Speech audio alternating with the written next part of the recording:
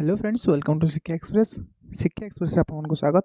तो आज आम डिस्कसन करवा ओके जेटी रिगार्डिंग डिस्कसन करवा जेटीएस रे कौन पाई एपर्यंत रिजल्ट आसला नहीं ता सहित हिंदी आउ संस्कृत जो एग्जाम होता आरएसटी रे ता विषय डिस्कसन करवा कि कट ऑफ केते कोन जीवो पिला केमिति स्कोर करचंती नेगेटिव मार्किंग केते पर्यंत जाइছে हाईएस्टली कट ऑफ केते मैक्सिमम जाई पारे तो से विषय डिस्कसन करवा ता सहित आम डिस्कसन करवा देखो जो इश्यू आसूची जूनियर टीचर रे डीभी पाई समस्ते जीवे ना केवल 20,000 पिला नियाजिबो तो से रिगार्डिंग हम डिस्कसन करदे ओके से पर्यटन चैनल टी सब्सक्राइब कर दिंतु ओके शिक्षा से जोड़ी रुहतु और टेलीग्राम देखो ओडिशा विद्यालय शिक्षा कार्यक्रम प्राधिकरण बा ओसेबा तरफ 2023 मसीहा डिसेम्बर मसरे शेष समय गोटे बैठक आयोजन करागला जो समस्त बीओ डीओ समस्त को मैंने कौन करा सामिल कराला से निज आलोचना सामिल करागला all BO okay all BO थिले डीओ भी थिले ओके तांको कहगला कि तुमको 20,000 कौन कर लिस्ट धरे दिज्व document verification junior teacher schematic रे आपको 20,000 मैंने पिलांकर लिस्ट दे दिज्व आपड़ से 20,000 पिलांकर डॉक्यूमेंट वेरिफिकेशन रही आप नोडाल ऑफिसर रही एडिशनल ये है तहसील जो डिस्ट्रिक्ट एजुकेशन रही आपन अंडर बीओ मान कहला कि आप डॉक्यूमेंट वेरिफिकेशन सामिल हेबे ओके से पर्यंत थिला कि 20,000 पिला केवल मेरिट 20,000 पिला आप लिस्ट करके दे दिज्व किंतु देखो बारंबार अभियोग पर जो मैंने आमर रहिले कौन चिंता करवा डिस्कसन करवा ये कि आमर जो मैंने आरएसटी पाई ओके जो मैंने आरएसटी पाईगले हेले जो मैंने एनआईओएस पिला हेले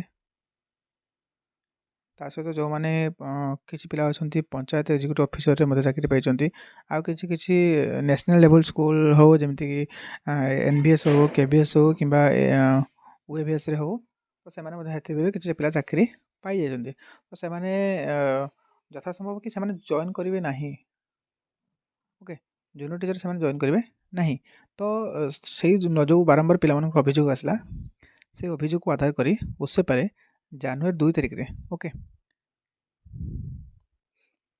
तो अभियोग को आधार करी जनवरी 2 तारिख रे गोटे बैठक आयोजन करागला ओके जनवरी 2 2024 गोटे बैठक आयोजन करागला जो बैठक निष्पत्ति नेले उससे पार अधिकारी माने आलोचना कले कि नहीं आम 2016 पुनरावृत्ति करवा अर्थात सबू पिला डॉक्यूमेंट वेरिफिकेशन पे नवा ता भर 20,000 जो मैंने मेरिट बा जो मैंने योग्य आम बाछा ओके निश्चित भाव जदि एमती हुए तो बहुत ही भल हम कहीं देखो जदि डिस्ट्रिक्ट वाइज सिलेक्शन आसूचे ताले आपण कौन चाहते बालेश्वर कि भद्रक कि जाजपुर बा केउझर 170-80 रखी पिला चाकरी न पाओ बोली ओके तो एमती एमती ही हम ना डिस्ट्रिक्ट वाइज यदि हम अच्छा से गला प्रथम कथा द्वितीय कथा जदि आप 20,000 पिला डॉक्यूमेंट वेरिफिकेशन नौकरी एवं ता भर आरएसटी पिला रोच आरएसटी पिला कटा हो नहीं आरएसटी पिला रोच एनआईओएस वाला रोच ओके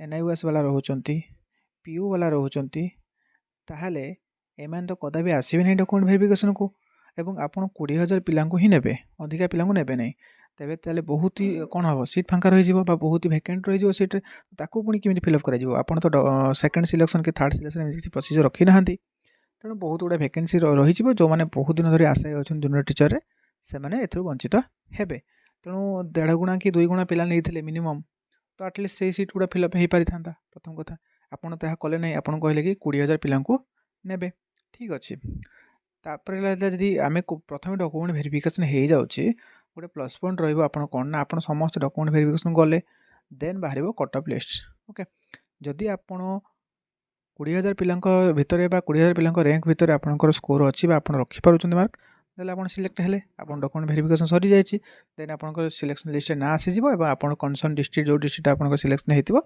से डिस्ट्रिक्ट को गले आपंकर जो डिस्ट्रिक्ट प्रिफरेन्स अनुसार जो होती से डिस्ट्रिक्ट को गले सेठी पुणी डॉक्यूमेंट वेरिफिकेशन आपमती नॉर्मली हुए आप कले और आप जॉइनिंग लेटर धरले ओरिएंटेशन प्रोग्राम को आसले ओके यहाँ हूँ कौन एक्चुअल फैक्टा तो 2 तारिख जो मीटिंग था तार कौन फलाफल ना तार फलाफल ओसेवा बर्तमान कौन अच्छी ना सबू पिलांकर डॉक्यूमेंट वेरिफिकेशन चक्कर अच्छे ओके ओसेवा बर्तमान कौन कहे सब पिला डॉक्यूमेंट वेरिफिकेशन कर अर्थात डीभी कर सब पिला कर दिज्व ओके तेणु जनवरी जो प्रथम सप्ताह रिजल्ट आसवा कथा तो 7 भितर आसवा कथा मे भी आसीपे 5 ପରେ କିନ୍ତୁ 5 ପୂର୍ବରୁ ଆସିବ ନାହିଁ। ତ ଆଇଦର 5 ପରେ ହିଁ ଆସିବ, ନହେଲେ 7, 8 କି 10, 12, 10 ପରେ ବି ମଧ୍ୟ ଆସିପାରେ। ଓକେ, ତେଣୁ ନିଶ୍ଚିତ ରୁହନ୍ତୁ ସମସ୍ତଙ୍କର ଓସେପା ତରଫରୁ ଯେହେତୁ ସୂଚନାଟା ଦିଆଯାଉଛି, ତ ଓସେପା ତରଫରୁ ତ କିଛି ସୂଚନା ଦିଆଯାଉନି, ବାକି ଯାହା ଜଣାପଡ଼ୁଛି ବା ଯାହା ସମ୍ଭବ କରାଯାଉଛି କି ସମସ୍ତଙ୍କୁ ଡକୁମେଣ୍ଟ ଭେରିଫିକେସନ୍ କରାଯିବ। କାରଣ 2 ତାରିଖରେ ମିଟିଂର ଫଳାଫଳ ହେଉଛି ଏଇଟା। ଅଫିସିଆଲ ତ ସେମାନେ କିଛି ଜଣାଇବେ ନାହିଁ, ତ 2 ତାରିଖ ମିଟିଂରେ ଏହା ହିଁ ଫଳ ଆସିଛି। ବାକି ସମସ୍ତଙ୍କ ସପୋର୍ଟରେ ହିଁ ଯିବ, ସମସ୍ତେ ଡକୁମେଣ୍ଟ ଭେରିଫିକେସନ୍ କରିବେ, ଯେଉଁମାନେ ମେରିଟ୍ ପିଲା ସେମାନେ ହିଁ ପାଇବେ। ଓକେ, ଦେଖନ୍ତୁ ତା ସହିତ ଗୋଟେ ବଡ଼ ମାନେ ଅପଡ଼େଟ୍ ଆସି ପହଞ୍ଚିଛି ଯେ ପ୍ରଥମରୁ ଅଷ୍ଟମ ଶ୍ରେଣୀ ପିଲାମାନଙ୍କୁ ପାଠ୍ୟପୁସ୍ତକ ମିଳିବ, ପୁଣି ବେସରକାରୀ ସ୍କୁଲରେ। ଯେଉଁମାନେ ପ୍ରାଇଭେଟ୍ ସ୍କୁଲରେ ପାଠ ପଢ଼ୁଛନ୍ତି ତାଙ୍କ ପାଇଁ ଏଇଟା ଖୁସି ଖବର କି ସେମାନଙ୍କୁ ମଧ୍ୟ ବର୍ତ୍ତମାନ ସରକାରୀ ବହି ଯୋଗାଇ ଦେବେ। ଦେଖନ୍ତୁ ତାରିଖ ରହିଛି 2/1/2024। 2024-25 ଶିକ୍ଷାବର୍ଷ ଆରମ୍ଭ ହେବା ପୂର୍ବରୁ ବିଦ୍ୟାଳୟ ଓ ଗଣଶିକ୍ଷା ବିଭାଗ ପକ୍ଷରୁ ଜାତୀୟକରଣ ପାଠ୍ୟପୁସ୍ତକ ବିତରଣ କାର୍ଯ୍ୟକ୍ରମ ଆରମ୍ଭ ହୋଇଛି। ସରକାରୀ ଓ ବେସରକାରୀ ଅନୁଦାନ ପ୍ରାପ୍ତ ବିଦ୍ୟାଳୟ ଅଧୀନସ୍ଥ ପ୍ରଥମରୁ ଅଷ୍ଟମ ଶ୍ରେଣୀ ଛାତ୍ରଛାତ୍ରୀମାନଙ୍କୁ ଏହା ବଣ୍ଟନ କରାଯିବ। ଚଳିତ ବର୍ଷ ବେସରକାରୀ ବିଦ୍ୟାଳୟରେ ଅଧ୍ୟୟନ କରୁଥିବା ଛାତ୍ରଛାତ୍ରୀମାନଙ୍କୁ ମଧ୍ୟ ଏହା ମାଗଣାରେ ପ୍ରଦାନ କରାଯିବ। ଓକେ, ତ ପ୍ରାଥମିକ ଭାବେ ପୁରୀ, କେଉଁଝର, କେନ୍ଦ୍ରାପଡ଼ା, ଭଦ୍ରକ, ଯାଜପୁର ଜିଲ୍ଲାକୁ ପ୍ରଦାନ କରାଯାଇଛି। ଏହା ପରେ ପରେ ବାକି ସବୁ ଜିଲ୍ଲାରେ ଯୋଗାଇ ଦିଆହେବ। ଓକେ, ମାର୍ଚ୍ଚ ସୁଦ୍ଧା 2.5 କୋଟି ପାଠ୍ୟପୁସ୍ତକ ଓ 5 କୋଟି ପାଠ୍ୟପୁସ୍ତକ ବିତରଣ ଲକ୍ଷ୍ୟ ରଖାଯାଇଛି। ଓକେ, ତା ସହିତ ଆଜି ନ୍ୟୁଜ୍ ଅଛି ଶିକ୍ଷାନୁଷ୍ଠାନରେ କଡ଼ାକଡ଼ି ହେବ ନିଶାମୁକ୍ତ କାର୍ଯ୍ୟକ୍ରମ। ତ ଦେଖନ୍ତୁ ଭୁବନେଶ୍ୱର ତାରିଖ ହେଉଛି 2/1 ଜାନୁଆରୀରେ। ଓକେ, ଏଣିକି ବିଦ୍ୟାଳୟ, ମହାବିଦ୍ୟାଳୟ ଓ ବିଶ୍ୱବିଦ୍ୟାଳୟ ସ୍ତରରେ ନିଶାମୁକ୍ତ ଅଭିଯାନକୁ ଜୋରଦାର କରାଯିବ। ବିଦ୍ୟାଳୟ ଓ ଗଣଶିକ୍ଷା, ଉଚ୍ଚଶିକ୍ଷା ଓ ଦକ୍ଷତା ବିକାଶ ଏବଂ ବୈଷୟିକ ଶିକ୍ଷା, ସ୍ୱାସ୍ଥ୍ୟ ଓ ପରିବାର କଲ୍ୟାଣ ବିଭାଗ ଅଧୀନରେ ଥିବା ସମସ୍ତ ଶିକ୍ଷାନୁଷ୍ଠାନଗୁଡ଼ିକରେ ନିଶାମୁକ୍ତି କାର୍ଯ୍ୟକ୍ରମ କଡ଼ାକଡ଼ି କରାଯିବ। ଓକେ, ଏଣିକି ଶିକ୍ଷାନୁଷ୍ଠାନରେ ନିଶା ସେବନକୁ କ'ଣ କରାଯାଉଛି, ବନ୍ଦ କରାଯାଉଛି ଏବଂ ନିଶାମୁକ୍ତି କାର୍ଯ୍ୟକ୍ରମକୁ ଆରମ୍ଭ କରାଯାଉଛି। ନାମ ଲେଖା ସମୟରେ କ'ଣ କରାଯିବେ, ସମସ୍ତେ ସପୋର୍ଟ ପାର୍ଟ ନେବେ। ଓକେ, ଯେତେବେଳେ ଆମେ ନାମ ଲେଖିବା ବା ଯେତେବେଳେ ନାଁ ଲେଖିବା ପାଇଁ ଯିବା, ହେଲା, ସ୍କୁଲ ଆଡ଼ମିସନ୍ ପାଇଁ ଯିବା ବା କଲେଜରେ ଆଡ଼ମିସନ୍ ପାଇଁ ଯିବା, ସେତେବେଳେ କ'ଣ କରିବା, ନିଶାମୁକ୍ତି ବା ନିଶା ସେବନ କରିବା ନାହିଁ, ହେଲା, ବା ପ୍ରଶ୍ରୟ ଦେବା ନାହିଁ, ତାକୁ ଆମେ ସପୋର୍ଟ ପାର୍ଟ କରାଯିବ। ରେଗୁଲାର ହାଇସ୍କୁଲ ଟିଚର ବା ହିନ୍ଦୀ ସାଂସ୍କ୍ରିଟରେ ଯେଉଁମାନେ ଏକ୍ଜାମ୍ ଦେଇଥିଲେ, ଆର୍ଏସ୍ଟିରେ ବାକି ପିଲାଙ୍କର ପୋଷ୍ଟିଂ ହେଇଯାଇଥିଲା। ବାକି ଯେଉଁମାନେ ହିନ୍ଦୀ ଆଉ ସାଂସ୍କ୍ରିଟରେ ଦେଇଥିଲେ ଓ ରେଜଲ୍ଟ ପାଇଁ ଅପେକ୍ଷାରେ ଅଛନ୍ତି, ତାଙ୍କ ପାଇଁ ସୂଚନା ଏଇଆ ଯେ ଖୁବ୍ ଶୀଘ୍ର ଆପଣଙ୍କର ରେଜଲ୍ଟ ବାହାରିବ। ୱିଦିନ୍ 1 ରୁ 10 ଡେଜ୍ ଭିତରେ, ଆଇ ମିନ୍ 1 ୱିକ୍ କହିଦିଅନ୍ତୁ, 1 ୱିକ୍ ଭିତରେ ଆପଣଙ୍କର ରେଜଲ୍ଟ ଆସିଯିବ। ଓକେ, ରେଜଲ୍ଟ ତ ଆସିଯିବ ବହୁତ ଜଲ୍ଦି। ଓକେ, କାହିଁକି ଦେଖନ୍ତୁ ସବୁ ଗୁଡ଼ାକ ସେ ବହୁତ ଜଲ୍ଦି ନିଯୁକ୍ତି ଦେବା ଚକ୍କର ମାନେ ଅଛନ୍ତି ଫରେ କି ନାଇଁ ଆମେ ବହୁତ ଜଲ୍ଦି ଯେମିତି ନିଯୁକ୍ତି ଦେଇଦେବା। ଯେହେତୁ ଆର୍ଏସ୍ଟିରେ ବାକି ପିଲାଙ୍କର ହେଇଯାଇଛି, ତେଣୁ ହିନ୍ଦୀ ସାଂସ୍କ୍ରିଟ ପିଲାଙ୍କୁ ନ ପଛୁଆ ରଖି ତାଙ୍କ ସହିତ ମଧ୍ୟ ବହୁତ ଜଲ୍ଦି ପୋଷ୍ଟିଂ ଦେଇଦେବାକୁ ଅଛନ୍ତି। ତ ଯେହେତୁ ଯେଉଁ କଟଅଫ୍ କଥା ଆମେ ଆଲୋଚନା କରିଥିଲେ କି କଟଅଫ୍ଟା କେତେ ଯିବ ବୋଲି, ଦେଖନ୍ତୁ ହିନ୍ଦୀ ସାଂସ୍କ୍ରିଟରେ ବେଶୀ ପିଲା ନାହାନ୍ତି ପ୍ରଥମ କଥା, ହେଲା, ଯେଉଁଥିପାଇଁ ଆପଣଙ୍କର ପ୍ରିଲିମ୍ ହେଲା ନାହିଁ। ଯଦି ଆପଣ 5 ଗୁଣା ପିଲା ଥାନ୍ତେ, ଭେକେନ୍ସିର 5 ଗୁଣା ପିଲା ଥାନ୍ତେ, ଆପଣଙ୍କର ପ୍ରିଲିମ୍ ହେଇଥାନ୍ତା। ତ ଭେକେନ୍ସିରେ 5 ଗୁଣା ପିଲା ନାହାନ୍ତି, ଆପ୍ଲିକାଣ୍ଟ ନାହାନ୍ତି, ମାନେ ବହୁତ ହି କମ୍ ଆପ୍ଲିକାଣ୍ଟ ଅଛନ୍ତି। ଓକେ, ତା ଭିତରେ ଯେଉଁଟା ପ୍ରଥମ ଥର ହେଲା ଆଉଟ୍ ଅଫ୍ ସିଲାବସ୍ କୋଶ୍ଚିନ୍ ଆସିଥିଲା, ସେଥରର ଯେଉଁ କୋଶ୍ଚିନ୍ ଗୁଡ଼ାକ ସିଲାବସ୍ ଭିତରେ ଥିଲା, ସେ କୋଶ୍ଚିନ୍ ଟିକେ ଟଫ୍ ଥିଲା। ଓକେ, ଯଦି ଏଜ୍ କମ୍ପେୟାର ଆମେ ତ କରିବା ବର୍ତ୍ତମାନ କୋଶ୍ଚିନ୍ ଠାରୁ, ଏଇଥର ଯେଉଁମାନେ ଦେଲେ ରିଭାଇଜ୍ ଡିସେମ୍ବର ମାସରେ ଯେଉଁମାନେ ଏକ୍ଜାମ୍ ଦେଲେ, ତ ତାଙ୍କର କୋଶ୍ଚିନ୍କୁ ଯଦି ଆମେ ଯେଉଁ ହେଇଥିଲା ମେନ୍ ଏକ୍ଜାମ୍ ହେଇଥିଲା ଅକ୍ଟୋବରରେ, ତାର କୋଶ୍ଚିନ୍ ସହିତ ଯଦି ଆମେ ଟାଲି କରିବା, ସେପ୍ଟେମ୍ବର ଯେଉଁ ଏକ୍ଜାମ୍ ହେଇଥିଲା ତା କୋଶ୍ଚିନ୍ ସହିତ ଟାଲି କରିବା, ତେବେ ବର୍ତ୍ତମାନ ଟିକେ ଇଜି କୋଶ୍ଚିନ୍ ଆସିଛି। ବହୁତ ହି ଭଲ ସ୍କୋର ବି ମଧ୍ୟ କରିଛନ୍ତି ପିଲାମାନେ, ହେଲା। ଯଦି ଆମେ ଦେଖିବା ପ୍ରୋଭିଜନାଲି, ଓକେ, ଯେଉଁମାନେ 70+ ସ୍କୋର କରିଛନ୍ତି ନା,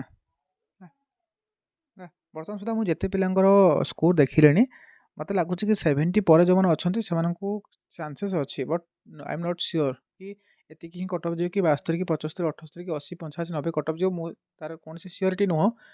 ମୁଁ 30ରୁ 40 ପିଲାଙ୍କ କଣ୍ଟାକ୍ଟରେ ଅଲରେଡ଼ି ଆସିସାରିଛି ବର୍ତ୍ତମାନ 2-3 ଦିନ ଭିତରେ। ତ ଯେତିକି ଆଶା କରାଯାଉଛି କି 70+, ହେଲା, ଯେଉଁମାନେ ଅଛନ୍ତି ତାଙ୍କ ପାଖରେ କିଛି ଚାନ୍ସ ଅଛି। ବାକି ୟୁଆର୍ ପିଲାଙ୍କୁ କହିବି, ୟୁଆର୍ ପିଲା 80+ ମିନିମମ୍, ୟୁଆର୍ SC BC ପିଲା 80+, ଆଉ SC ST କଥା ତ କହିବେ ନାହିଁ, ST କଥା ତ ବହୁତ କମ୍ ଯିବ, ତାଙ୍କ କଥା ଛାଡ଼ନ୍ତୁ।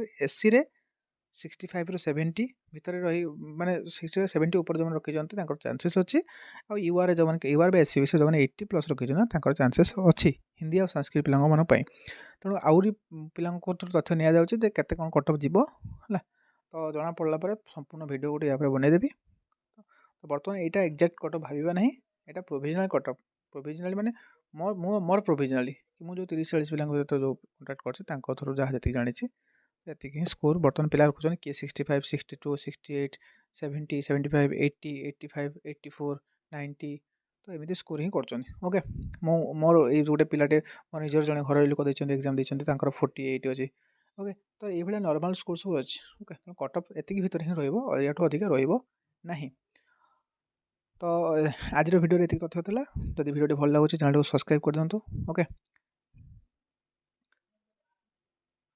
ତ ଚ୍ୟାନେଲକୁ ସବସ୍କ୍ରାଇବ୍ ନିଶ୍ଚିତ ଭାବେ କରିଦିଅନ୍ତୁ। ଓକେ, ଲାଇକ୍ ବି କରିଦିଅନ୍ତୁ। ଆପଣଙ୍କର ଗୋଟେ ଲାଇକ୍ ଆମକୁ ବହୁତ ପ୍ରୋତ୍ସାହନ ଦେବ କି ଆମେ ଭିଡ଼ିଓ ଆଗକୁ ବନେଇବା। ଚ୍ୟାନେଲ ସବସ୍କ୍ରାଇବ୍ କରି ଲାଇକ୍ କରିକି ସାଙ୍ଗମାନଙ୍କ ସହିତ ସେୟାର କରିଦିଅନ୍ତୁ। ଶୁଣନ୍ତୁ, ସବୁ କିଛିର ନୋଟିଫିକେସନ୍ କ୍ଲାସ୍ର ଅପଡ଼େଟ୍ ଯଦି ଆପଣ ପାଇବା ପାଇଁ ଚାହୁଁଛନ୍ତି ତାହେଲେ ଡେସ୍କ୍ରିପସନ୍ ଥିବା ଟେଲିଗ୍ରାମ ଲିଙ୍କରେ ଜଏନ୍ ହେଇଯାଆନ୍ତୁ। Thank you.